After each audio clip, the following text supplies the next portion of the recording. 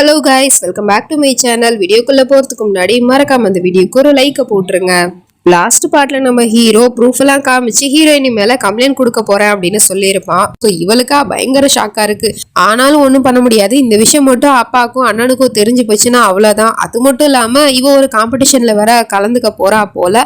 So இந்த மாதிரி police case அப்படின்னு சொல்லிட்டு இவ போயிட்டானா அதுலயுமே கலந்துக்க முடியாது அப்படின்னு சொல்லிட்டு அவங்கிட்ட போயிட்டு இந்த மாதிரி பண்ணாத, என் மேல கம்ப்ளைண்ட் கொடுக்காத அப்படிங்கிற மாதிரி சொல்லிட்டு இருக்கா. ஆனா அவனும் நான் கம்ப்ளைண்ட் கொடுக்க கூடாது, உன்னை போலீஸ்ல மாட்டி விடக்கூடாதுன்னு சொன்னா நான் சொல்ற ரெண்டு விஷயத்த நீ செய்யணும், சேவியா அப்படின்னு கேட்டுட்டு இருக்கான். என்ன சொல்லி தொலை அப்படிங்கிற மாதிரி அவளும் கேட்கிறா. ஒண்ணு, ஐம் சோ சாரி ஓம்கார், என்ன மன்னிச்சிருங்கன்னு சொல்லு அப்படிங்கிற மாதிரி சொன்னதும், எனது மன்னிப்பா, நான் உங்ககிட்ட கேட்கணுமா, அதுக்கெல்லாம் வாய்ப்பு இல்லை அப்படின்னு சொன்னதும், அப்படின்னா நானும் போலீஸ் கம்ப்ளைண்ட்டை வாபஸ் வாங்க மாட்டேன் அப்படிங்கிற மாதிரி அவனும் பிடிவாதமா இருக்கான். ஃப்ரெண்ட்ஸுங்களும் சொல்லுடி வேற வழி இல்லை அப்படிங்கிற மாதிரி சொன்னதும் அவளும் வேண்டா வரப்பா ஐம் சோ சாரி அப்படிங்கிற மாதிரி சொல்றா. இப்படி இல்லை சிரிச்சுக்கிட்டே சொல்லணும் அப்படிங்கிற மாதிரி சொன்னதும் அவளும் வேற வழி இல்லாம ஐம் சோ சாரி ஓம்கார், என்னை மன்னிச்சிரு அப்படிங்கிற மாதிரி சொல்றா. இப்போ ரெண்டாவது என்னன்னா, என்னோட வேலையை எனக்கே திருப்பி கொடுத்துடணும் அப்படிங்கிற மாதிரி சொன்னதும் அதுவும் வேற வழி இல்லாம ஒத்துக்கிட்டா. சரி ஓகே, உன்னோட வேலையை நான் உனக்கே திருப்பி கொடுத்துட்றேன் அப்படின்னு சொல்லிட்டு ஸோ அதனால அவனுமே போலீஸ் கம்ப்ளைண்ட்டை வாபஸ் வாங்கிட்டான். ஸோ இவங்க மேல எந்த ஒரு கம்ப்ளைண்ட்டும் கொடுக்க போறதில்ல அப்படிங்கிற மாதிரி சொன்னதும் அவங்க அங்கிருந்து கிளம்பி போயிடுறாங்க. ஆனாலும் இவளுக்கு ஈகோ ரொம்ப டச் ஆயிடுச்சு. இவன் இந்த அளவுக்கு பண்ணிருக்க கூடாது அப்படின்னு சொல்லிட்டு ரூமுக்கு வந்து பயங்கரமா கோவப்பட்டுட்டு இருக்கா. ஒரு வாழையுமே எடுத்து கையில வச்சுக்கிட்டு இருக்கா.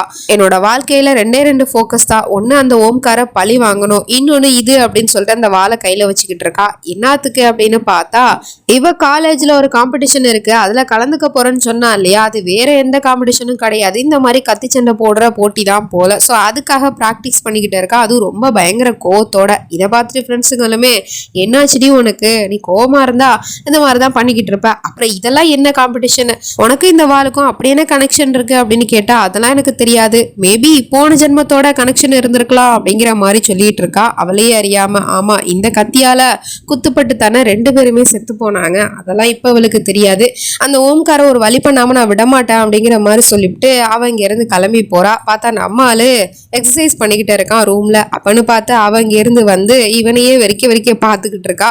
இவன் எவ்வளோ ஹாட்டா இருக்கான் அப்படின்னு சொல்லிவிட்டு அதுக்கப்புறம் அவனும் திருப்பி பார்த்துட்டு, ஏன்னா உனக்கு மேனஸ் இல்லையா, அடுத்தவங்களோட ரூம்ல இப்படி உள்ள வரும்போது கதவு தட்டிட்டு வரணும்னு தெரியாதா அப்படின்னு கேட்டா, எனக்கு எப்படி தெரியும், நீ இப்படி அவுத்து போட்டு பேர் பாடியோட சுத்திக்கிட்டு இருப்பேன்னு, நீ ஷோவா பண்றத அதை பார்க்கணும்லாம் நான் வரல அப்படிங்கிற மாதிரி சொல்லிவிட்டு அவ வந்து இந்த மாதிரி நான் ஒரு பிக்னிக் போகலான்னு இருக்கேன், அதுக்கு நீ தயாராரு, நீயும் என் கூட தான் வரணும், என் கூட ஒரு வேலைக்காரனா வரணும் அப்படிங்கிற மாதிரி சொல்லிட்டு அவ படிக்க இங்க இருந்து கிளம்பி போயிடுறா.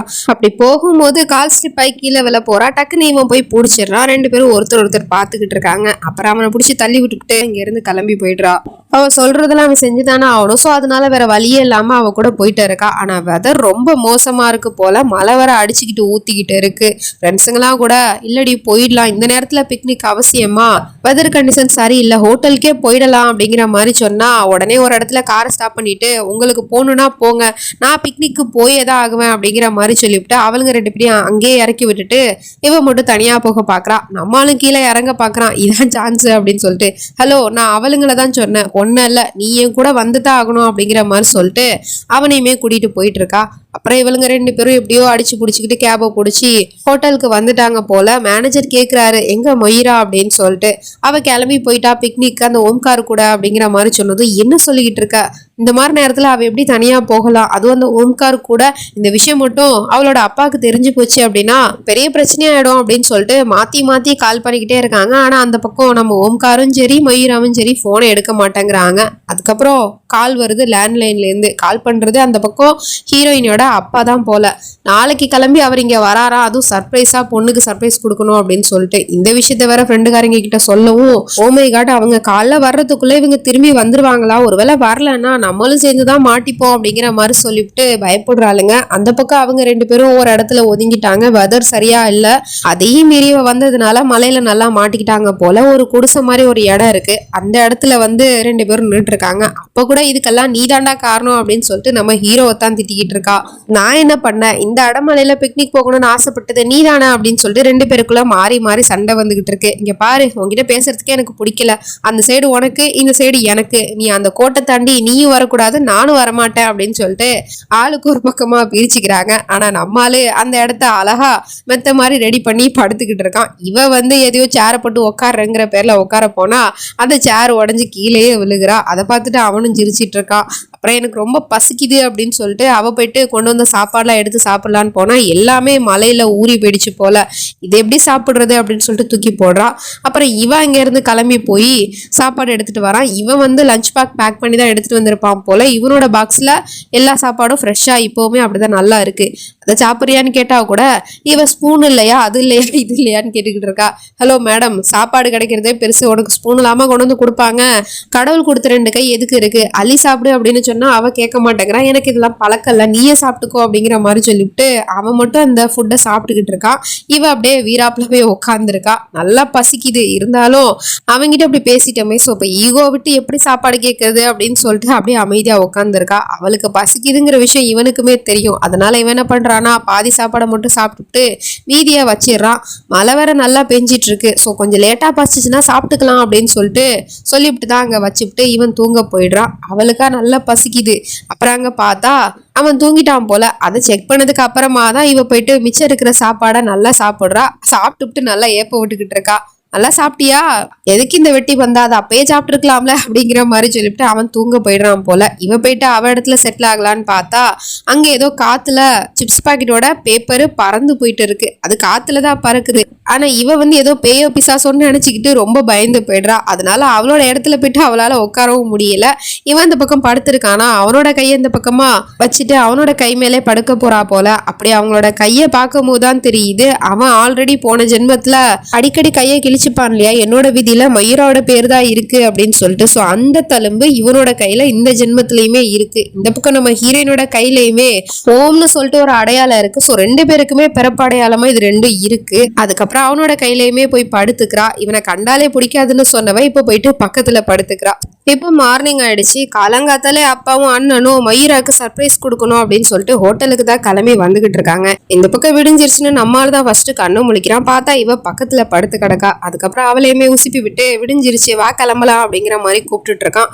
அவளும் ரொம்ப நாள் கழிச்சு இன்னைக்கு தான் நான் நிம்மதியா தூங்குன மாதிரி இருக்கு அப்படின்னு சொல்லிட்டு எழுந்திருக்கிறா.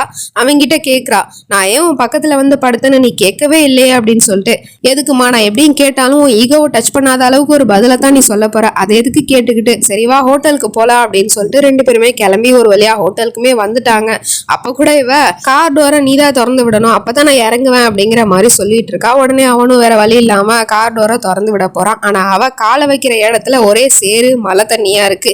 இதுல எப்படி நான் நடந்து வர்றது, இதுலதான் நடந்து வர முடியாது, எனக்கு தெரியாது நீ என்ன பண்ணுவியோ எது பண்ணுவியோ, நான் இங்க இருந்து ஹோட்டலுக்கு போகணும், ஆனா இந்த மாதிரி இடத்துல நான் நடந்து வர மாட்டேன், ஏதாவது பண்ணு அப்படின்னு சொன்னதும் அவன் அடுத்த நிமிஷமே டக்குன்னு அவளை தூக்கிடுறான். என்ன பண்ணிட்டு இருக்க நீ, எவ்வளவு திமிருன்னா நீ தூக்குவ அப்படின்னு கேட்டா, வேற வழி என்ன இருக்கு, நீ தானே காலு கீழே படக்கூடாதுன்னு சொன்ன, அப்ப இதை தவிர வேற வழி இல்ல, ஒழுங்காவா அப்படிங்கிற மாதிரி சொல்லிட்டு அவளை அப்படியே தூக்கிக்கிட்டு ஹோட்டலுக்குள்ளேயுமே வந்துட்டான். பார்த்தா எதிர்த்தாப்புல யாரை பார்த்தான்னு தெரியல, பயங்கர ஷாக் ஆகுறா. அப்பா அப்படின்னு சொன்னதுக்கு அப்புறமா தான் தெரியுது எதிர்த்தாப்புல அப்பாவும் அவளோட கசின் பிரதரும் வந்திருக்காங்க அப்படின்னு சொல்லிட்டு. அவங்கள பார்த்ததும் இவனும் டக்குன்னு கீழே இறக்கி விடுறான். ஆனா அந்த கசின் பிரதர் அங்க இருந்து வந்தவன் நம்ம ஹீரோவோட கண்ணத்தை காட்டி ஓங்கி ஒரு அறைய விட்டுறான். எவ்வளவு திமிரு இருந்தா எங்க வீட்டு பொண்ணு மேல நீ கைய வச்சிருப்ப அப்படின்னு சொல்லிட்டு. இவ தான் தடுக்கிறான், அவன் மேல எந்த ஒரு தப்பு இல்ல, ப்ளீஸ் நான் அடிக்காதீங்க அப்படின்னு சொல்லிட்டு. அப்புறம் அப்பா கேக்குறாரு, இவ்வளவு சீக்கிரத்துல எங்க போயிட்டு வந்த, காலங்காத்தாலே கிளம்பி அப்படின்னு சொல்லிட்டு. அப்ப நைட்டு ஃபுல்லா நம்ம இந்த ஹோட்டல்ல இல்லைங்கிற விஷயம் அப்பாவுக்கு தெரியாது போல அப்படின்னு சொல்லிட்டு இவளும் ஏதோ சொல்லி சமாளிக்கிறேன். இந்த மாதிரி நான் கோவிலுக்கு போனேன் அப்படின்னு சொல்லிட்டு. இன்னைக்குதான் என்னோட காம்படிஷன் சொன்னேன்லப்பா, அந்த காம்படிஷன்ல வின் பண்ணணுங்கிறதுக்காக கோவிலுக்கு போனேன், அப்போ நான் கீழே விழுந்துட்டேன், இவன் தான் எனக்கு ஹெல்ப் பண்ணா, என்னை தூக்கிட்டு வந்தான், இவன் இந்த ஹோட்டல்ல தான் வேலை பார்க்குறான், டிரைவர் இல்லாதனால இவனை கூட்டிட்டு போனேன் அப்படின்னு நான் சொல்லிக்கிட்டு இருக்கா. உடனே அப்பாவும் அப்படியா சரின்னு சொல்லிட்டு அவங்கிட்ட நன்றி சொல்ற விதமா பணத்தை கொடுத்துட்டு இருக்காரு. என் பொண்ணை நீ பத்திரமா கூட்டிட்டு வந்ததுக்கு நன்றி அப்படின்னு சொல்லிட்டு. நன்றின்னு வாய் வார்த்தையா சொல்லிட்டீங்க, அதுவே போதும், இந்த பணத்தெல்லாம் எதிர்பார்த்தோன்னு நான் உதவி செய்யல அப்படின்னு சொல்லிட்டு பணம் வேணான்னு சொல்லிடுறான். அப்புறம் உடனே கிளம்பு, நம்ம போட்டோ ஷூட்டுக்கு போய் ஆகணும், இன்னைக்கு ஃபேமிலி போட்டோ ஷூட் இருக்கு அப்படிங்கிற மாதிரி சொல்லிட்டு அப்பா அங்க இருந்து கிளம்பி போயிடுறாரு. இவ ஏதோ சொல்ல வந்தா அதை அவர் காதுலயே வாங்கல. அண்ணா கிட்ட தான் சொல்றா, கசின் பிரதர் தான் அவன்கிட்ட சொல்றா, இந்த மாதிரி இன்னைக்குதான் என்னோட காம்படிஷன் இருக்கு காலேஜ்ல, நான் அங்க போய் ஆகணும், ப்ளீஸ் நான் அப்பா கிட்ட சொல்லி புரிய வைங்க அப்படின்னு சொன்னா, இங்க பாரு மொய்ரா, இந்த மாதிரி காம்படிஷனுக்கு போறதெல்லாம் அப்பாவுக்கு சுத்தமா பிடிக்கவே பிடிக்காதுன்னு உனக்கு தெரியாது. அது மட்டும் இல்லாம இன்னைக்கு தான் ஃபேமிலி போட்டோ ஷூட் இருக்கு, அதுவும் அத்தனை மீடியாவுக்கு முன்னாடி. அப்படி இருக்கும் போது நீ இந்த மாதிரி நேரத்துல இங்க இருந்து கிளம்புறேன்னு சொல்ற. அப்பா எல்லாமே உன்னோட நல்லதுக்காக தான் பண்ணிட்டு இருக்காரு. உன் அம்மா உன்னை பெத்து போட்டு இறந்து போயிட்டாங்க. அன்னையில இருந்து உனக்கான நல்லது கெட்டது எல்லாமே அப்பா தானே பாத்துக்கிறாரு. பார்த்து எல்லாம் செய்யறாருல, அவருக்காக இந்த ஒரு விஷயத்த கூட பண்ண மாட்டியா அப்படின்னு சொல்லிட்டு அவனும் அங்க இருந்து சொல்லிட்டு போயிடுறான். இவளுக்கா என்ன பண்றதுன்னே தெரியல. ஃப்ரெண்ட்ஸும் சொல்றாங்க, 2 நாளா நீ வீட்டுல இல்ல இந்த ஹோட்டல்ல தான் இருக்க, இத்தனை நாளா ஒரு போனு கூட அடிச்சு உங்ககிட்ட பேசல, ஆனா இப்ப திடுப்புன்னு வந்து காம்படிஷனுக்கு போக கூடாது, போட்டோ ஷூட்க்கு வரணும்னு சொல்லிட்டு போறாங்களே, என்ன குடும்பம் அப்படிங்கிற மாதிரி கேட்டா, என் குடும்பத்துக்கு எதிரா நான் ஒரு வார்த்தை கூட கேட்க மாட்டேன் அப்படிங்கிற மாதிரி சொல்லிட்டு அவளும் விட்டு கொடுக்காம தான் பேசுறா.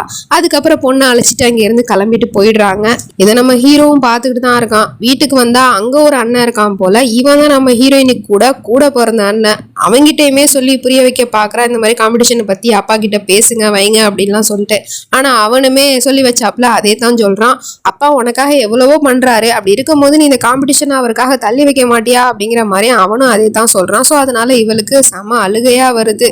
அவளோட கனவுனே சொல்லலாம் இந்த காம்படிஷனுக்கு போறது, அதுல வின் பண்றது. ஆனா அது நடக்காம போகுதே அப்படின்னு சொல்லிட்டு இருக்கா. அப்பதான் பாட்டி வராங்க. இவங்க வந்து அம்மாவை பத்த பாட்டி போல.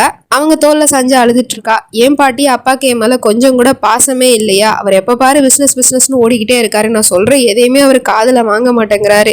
இப்ப பார்த்தா அதை எடுத்துன்னு வந்து போட்டோ ஷூட் பண்ணணும்னு சொல்றாரு, அதுவும் இன்னைக்கே வச்சிருக்காரு. ஏன் அதை மறுநாள் மாத்தி வச்சா நான் பண்ண மாட்டேனா? இன்னைக்கு என்னோட முக்கியமான காம்படிஷன் இருக்கு, அதுக்கு நான் போயே ஆகணும், ஆனா யாருமே ஒத்துக்க மாட்டாங்களே அப்படிங்கிற மாதிரி சொல்லிட்டு புலம்பிட்டு இருக்கா. அப்புறம் பாட்டி, நான் பேசுற மாதிரி கவலைப்படாத அப்படின்னு சொல்லிட்டு அவங்க வந்து மருமக கிட்ட காஃபியை கொடுத்துட்டு பேசலான்னு போறாங்க. இந்த மாதிரி மயிராக்கு இன்னைக்கு காம்படிஷன் இருக்கு, வேற ஒரு நாள் போட்டோ ஷூட்டை வச்சுக்கலாம்ல அப்படின்னு சொன்னா, அவரு போது நிறுத்துங்க அப்படின்னு சொல்லிட்டு கத்துறாரு. உடனே அண்ணங்காரன் தான், அவ தான் சின்ன பொண்ணு, அவளுக்கு எதுவும் நல்லது கிட்ட தெரியாது, நீங்க சொல்லி கொடுக்க மாட்டீங்க, அதை விட்டுட்டு அவளுக்காக வந்து அப்பா கிட்ட வந்து பேசிட்டு இருக்கீங்க, போங்க இங்க இருந்து அப்படிங்கிற மாதிரி அதட்டுறான். உடனே அந்த அம்மாவும் அங்க இருந்து கிளம்பி போயிடுது. நம்ம ஹீரோயினி வேற வழி இல்லாம போட்டோ ஷூட்க்கு ரெடி ஆயிட்டு இருக்கா. ஒரு பக்கம் பார்த்தா அவளுக்கு போட்டோ ஷூட்க்கு போடுற அந்த ட்ரெஸ் எல்லாம் இருக்கு, இன்னொரு பக்கம் அவளோட அந்த வால் இருக்கு.